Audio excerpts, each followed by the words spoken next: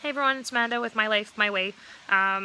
Today I want to talk about recovering after a big fat negative pregnancy test. So it is raining outside right now behind me, and you may see the occasional strike of lightning, you might hear a little bit of thunder roll through, but it is beautiful outside right now. I'm just sitting underneath a covered deck, so I'm not getting wet while I'm sitting out here in the rain, but I'm just really enjoying sort of just hearing it and kind of letting it sort of soothe me a little bit.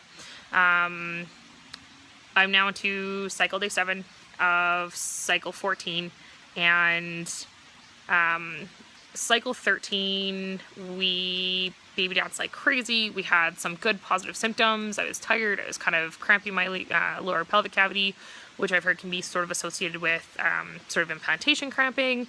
There was some other things, kind of just mild stuff going on that could be associated with just about anything. But we were really hopeful. So the day before I left for work was 4 days before my next period was due. So my husband and I sat down, took a test together, and it was negative.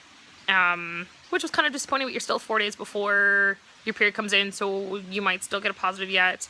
As a lot of people in some of the support groups say, it's not over till AF comes in, or you get your period. I came up to work, and I was working a night shift, and first thing in the morning we were with a patient, and I was in the back doing what I need to do, and I felt like good hard menstrual cramps kind of kick in, and I was like, I knew exactly what was going on. I knew I was getting AF, and I knew our chances for that month are officially gone. There's nothing that's going to happen. I was pretty devastated. I wanted to cry, but you're in the back, with a patient in the ambulance, there's nothing you're going to do about it emotionally, so you just kind of stuff it in a box. And then once I was done the night shift, I came home, phoned my husband, and cried all over that poor man. I know he's upset too, but he holds it together really well when I'm upset, just to kind of take some of the pressure off and just make sure that there's somebody there that's positive. Next month we'll do this again. I called my sister that afternoon once I woke up, and cried all over her too.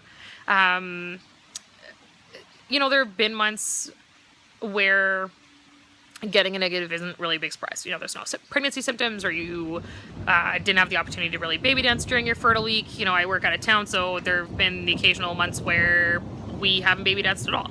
I'm getting eaten by a bug. Where we haven't been able to baby dance at all during the fertility week.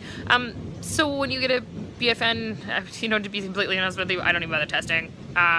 Your flow comes in, and it's actually more joyful than anything else, because you're like, okay, well, that cycle's done.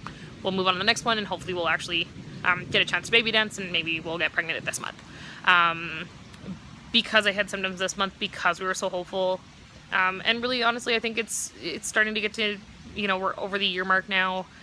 I'm 32 years old, and we're starting to run out of time a little bit.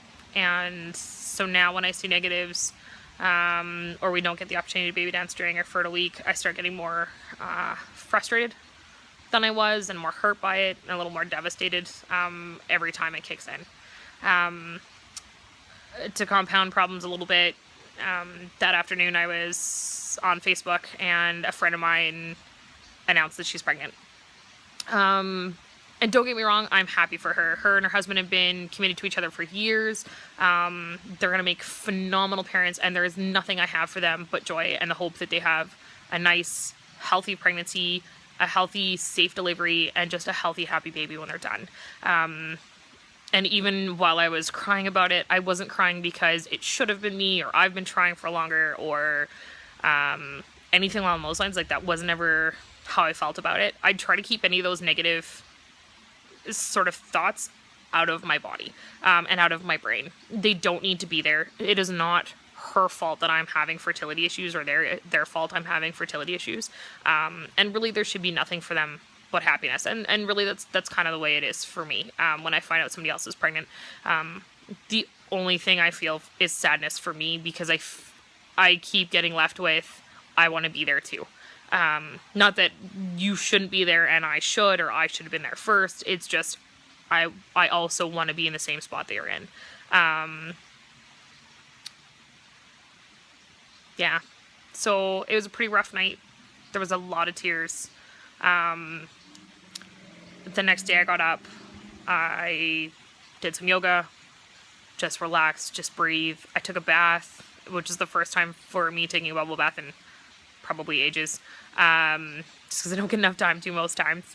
So I crawled into a bubble bath. I had a nice read on a book that has nothing to do with fertility, nothing to do with my work, nothing to do with anything.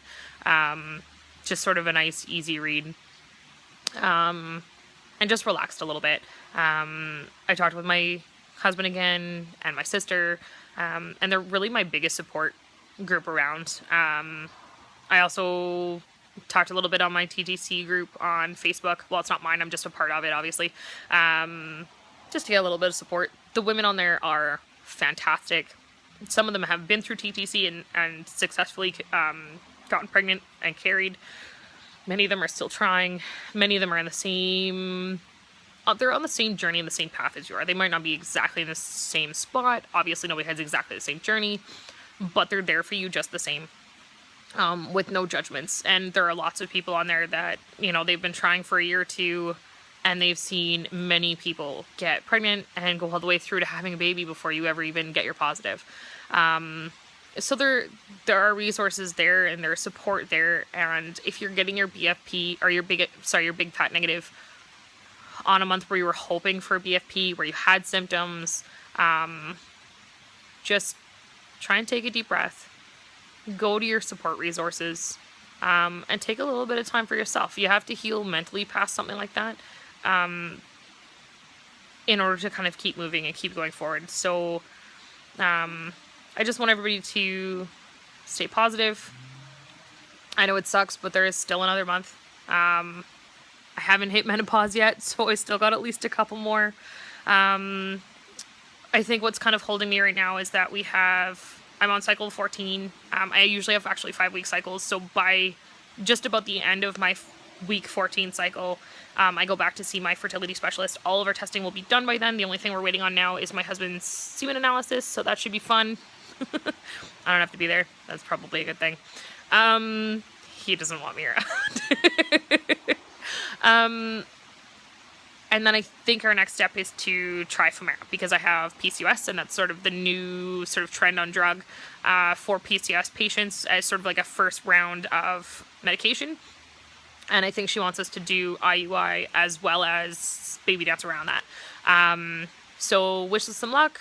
For everybody out there still trying, hold on. Anything that's worth having is worth waiting for. Try and stay as positive as you can. If you need a little bit of extra support, comment down here. I would love to get in touch with anybody that's going through the same things that we are.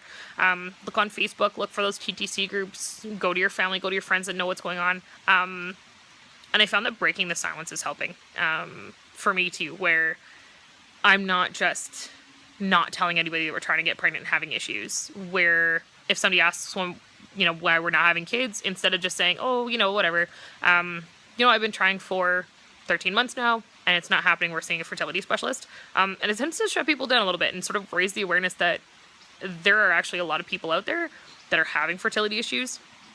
And I've never really been one to kind of shy away and just say, oh, no, it's fine, don't worry about it. Or maybe we're just not ready yet, or any of the other excuses that I know a lot of women have sort of doled out over the years, as you attempt to get pregnant and can't. So... yeah, get a hold of your resources, stay positive, and I guess we're on to cycle number 14. I will let you know how the fertility doc appointment goes, and I think I'm going to make another video here in a minute about what we've done so far and kind of what we've gone through and all the testing and stuff like that, sort of pre-advanced to actually starting on any medications, just in case any of you guys are out there that are kind of, you're at the sort of 1 year mark where most of us will start going, okay, now something's going to go down. I obviously need help. Because you should, generally speaking, as long as you're healthy and he's healthy, get pregnant within about 6 months. So about the year mark is when GPs will start referring out to a fertility doc. So, yeah, I'll probably make a video here in a few minutes about that and kind of what we've gone through and what the testing involves, and sort of the process a little bit, just to kind of fill you in. If you have any advice or any questions or comments, just leave them below, and I'll absolutely follow along, and maybe do some follow-up videos if you have more questions. Thank you very much. Thanks for coming to join us on the channel today, and I'll talk to you guys later. Stay positive. Bye.